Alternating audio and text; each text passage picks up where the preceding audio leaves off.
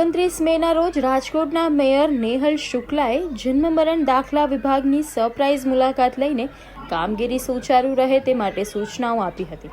તેમણે બહાર લાઇનમાં ઊભેલા નાગરિકો સાથે વાતચીત કરી હતી અને બેસવાની વ્યવસ્થા, પાણી સહિતની સુવિધા ઉપલબ્ધ કરાવવા માટે તેમજ વારંવાર સર્જાતી ટેકનિકલ સમસ્યાઓના કાયમી નિરાકરણ પર ભાર મૂક્યો હતો.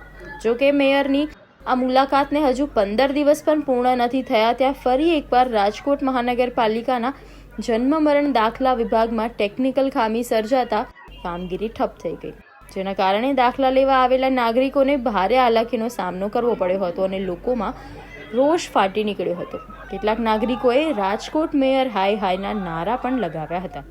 નાગરિકોનું કહેવું છે કે જન્મ અને મરણ દાખલા જેવી આવશ્યક સેવાઓમાં વારંવાર ટેકનિકલ સમસ્યાઓ સર્જાતી હોવાથી સામાન્ય લોકોને ધક્કા ખાવા પડે છે. સમયસર વૈકલ્પિક વ્યવસ્થા ન મળતા લોકોમાં અસંતોષ જોવા મળ્યો હતો. મહાનગરપાલિકાના અધિકારીઓના જણાવ્યા મુજબ ટેકનિકલ ખામી દૂર કરવા માટે હાલ કાર્યવાહી હાથ ધરવામાં આવી છે અને માત્ર એક જ લોગિન ચાલુ છે, પરંતુ કમનસીબે ગઈકાલથી સંપૂર્ણ નેટની સ્પીડ જે સ્પેસિફિક લીઝ લાઇન છે એની ડાઉન છે અને આજે તો સાવ બંધ છે.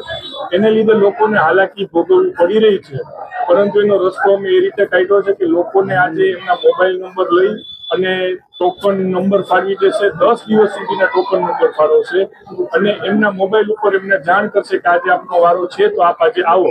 અને આના માટે એક વધારાના સ્ટાફની જે જરૂરિયાત છે 3 સ્ટાફ પણ હું અત્યારે આ લોકોને ફાળવવા માટેની કમિશનરશ્રીને કહું છું.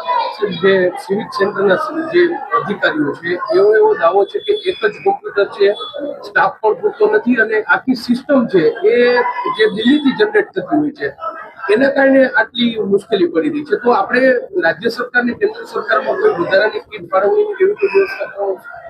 આ પ્રશ્ન ગયા વીકમાં મેં ચાર્જ સંભાળતા જ મારા ધ્યાનમાં આવ્યો હતો. મેં પોતે રૂબરૂ જઈ અને રાજ્યના આરોગ્ય મંત્રી, જેની નીચે અત્યારે ગુજરાતમાં ખાતું આવે છે, પ્રફુલભાઈ પાનસેરિયાને લેખિતમાં રૂબરૂમાં રજૂઆત કરેલી છે અને શ્રી અમિતભાઈ શાહને ગૃહ વિભાગમાં પણ પત્ર લખી મેલથી જાણ કરેલ છે કે આના માટેનો જે ઉપાય છે ગૃહ વિભાગ ત્યાંથી કરે એવી વિનંતી કરેલી છે.